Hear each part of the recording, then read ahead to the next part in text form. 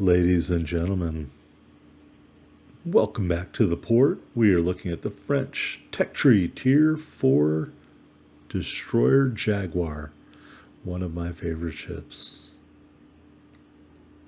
And the commander in this triple concealment build is Filippo Bueno. Powder Keg increases HE shell damage. As always, he is inspired by Erich Bay and Jerzy Swirsky. In the first row, we chose Subsurface Venture to increase our torpedo speed and lessen the reload time of the torpedo launchers. In row 2, we chose Fragile Threat. In row 3, we chose Torpedo Safari. And in row 4, because the French Tech Tree destroyers do not have smoke, we avoided smoke on the water. Our legendary skill, as always, is unstoppable. Our only modification is the Aiming Systems Mod 1, and this destroyer is fully upgraded. Taking a look at the loadout, our only consumable is 2 charges of the engine boost. We will add the common battle booster for speed. I have 1 Type 4 temporary camouflage applied, and the 1-year strong flag. Taking a look at the stats, the Jaguar is 14,940 hit points, 5 130mm guns, reloading in 7.3 seconds with an 18-second turn time. 9% fire chance on the HE shells, which do just short of 2,000 damage. The AP shells do 2,300 damage. 2 triple tube launchers reload every 77.4 seconds. The range is 7.8 kilometers with this build. The detectability is 1.2 kilometers. And I guess I can't wait to talk about this non-existent AA defense on the Jaguar. If a Jaguar commander is in a battle and shoots down a carrier aircraft, Boy George should play It's a Miracle during the match. Jaguar's very fast, 38.8 knots with the speed flag. The rudder shift is 4 seconds. The turning circle is 20 meters more than a California battleship.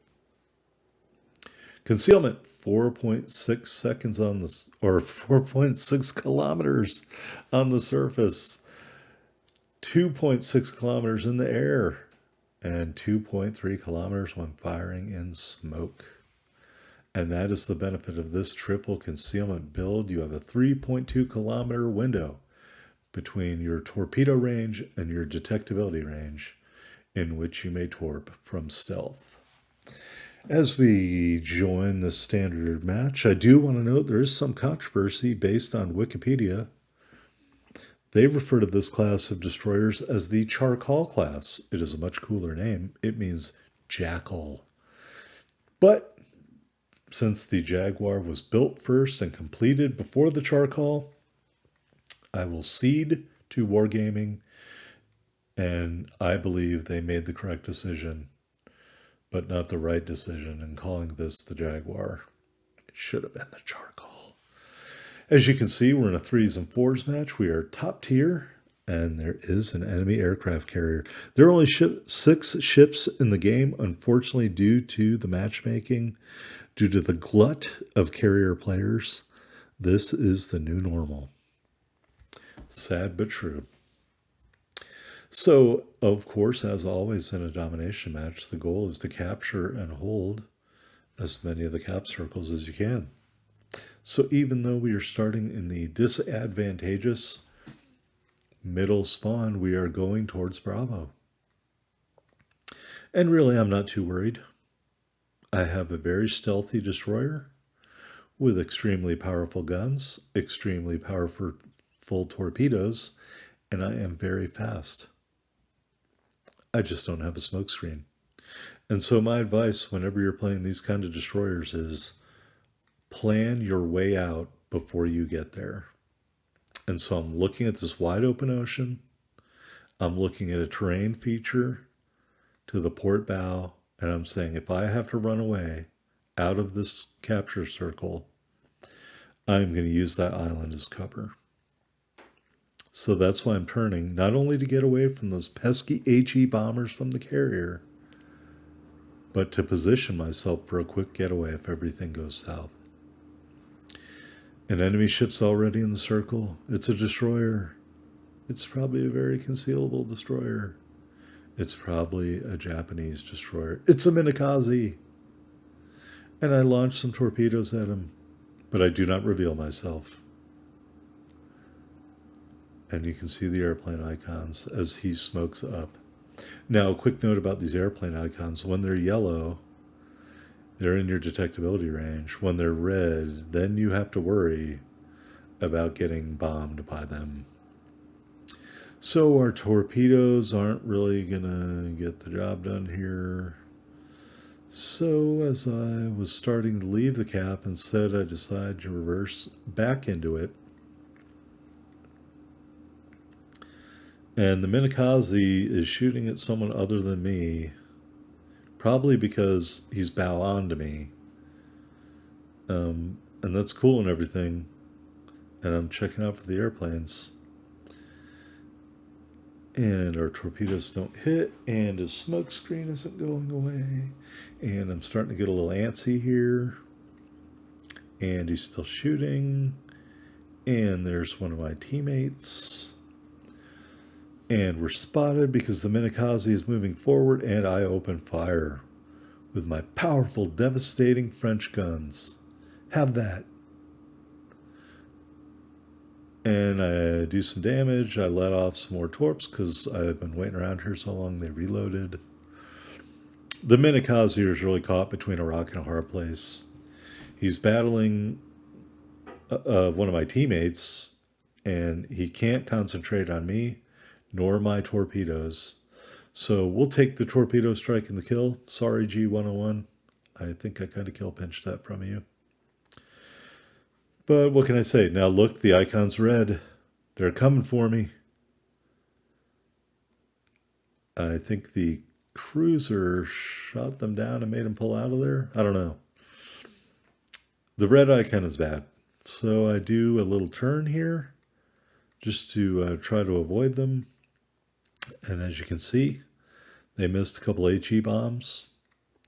And I continue to turn, and I'm just telling you right now, against a good aircraft carrier pilot, you will have to learn to do everything while dodging those planes, bombs, and torpedoes, including fighting other ships, because they will be a pox upon your house. So we go back into the cap circle. I'm like, cruiser, don't go away. You have way better A. Oh, that's the destroyer. Destroyer, don't go away. You have way better A than I do. Oh my God, George Michael's coming to my house to sing It's a Miracle. I shot down an airplane. You know, really, if you have an AA rating of less than 10 and you shoot down an aircraft, you should get like 100 XP booster for the match. I mean, that's amazing. So look at all those ribbons. We haven't even done anything. I mean, we kill pinched one ship and we captured a base with the assistance of another destroyer. So I'm kind of going forward here. I was thinking about going to turn to my starboard side and capture that cap circle. But then a moment occurred that changed everything in this match. What was it, dear friends? Was it a giant octopus reaching up from the deep and grabbing the propeller of my ship? No, it was me seeing carrier-based aircraft land on a carrier. And then the carrier pops up. And this time, because I'm being a good sport, not like in Nebraska, I let my teammates know where it is. And I hit my engine boost. Look at how fast the Jaguar is. 45.9 knots. Amazing. So my teammate is shooting badly. I'm not shooting much better. And I'm trying to line him up for a torp. And I'm not sure where to aim because he's moving away from me. And no one is being very successful at damaging him.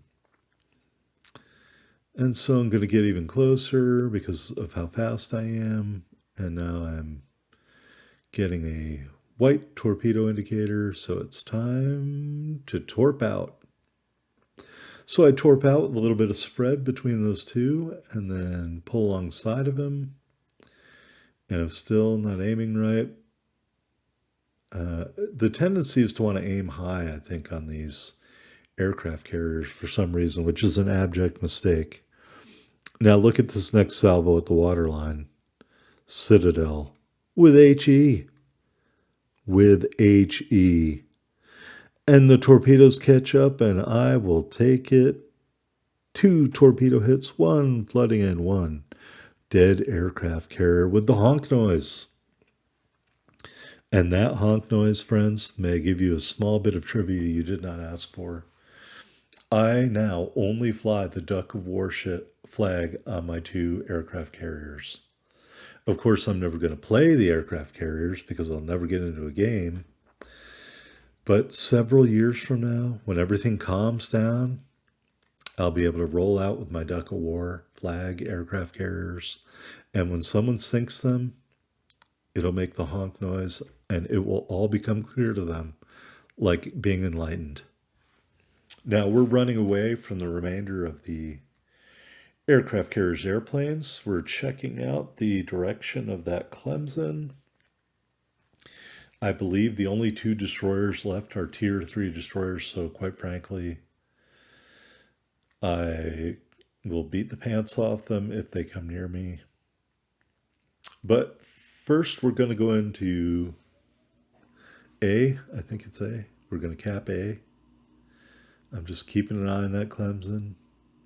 Keeping an eye out for those carrier-based aircraft. Gauging his direction. Yep, he is shooting at another destroyer. So I just lob a couple shots at him. But my goal is not to go after him. My goal is to get behind this rock and cap out A. Because once we cap out A, then we can move back into B, take B, and fight it out with them in B. That's really the goal. You want to move the battle and leave the one cap you've captured alone. You know, if we're fighting in B, then in theory, they might leave A alone or they might leave C alone. I've seen it many times, especially in ranked battles where the fight is occurring in B or C. The enemy captured A. No one on my team is trying to capture A because they're concentrating on fighting B or C, and meanwhile the points just keep piling up for the enemy team. So as you can see, unfortunately, they sunk our aircraft carrier. It is now a 3-on-2, and they have a big lead. They captured B. They sunk our aircraft carrier. They're now up by approximately 150 points, give or take. So I'm going to head towards B. And hopefully I will be able to get an opportunity to take out the Clemson and the other destroyer. And you see that pesky HE bomber still flying around. Don't those planes run out of gas? Hey, the other destroyer popped up. It is I want to say a V-170. And here's the Clemson, and somebody's in a smoke screen. And I got a capture, and there's an airplane icon. And we're still heading over here.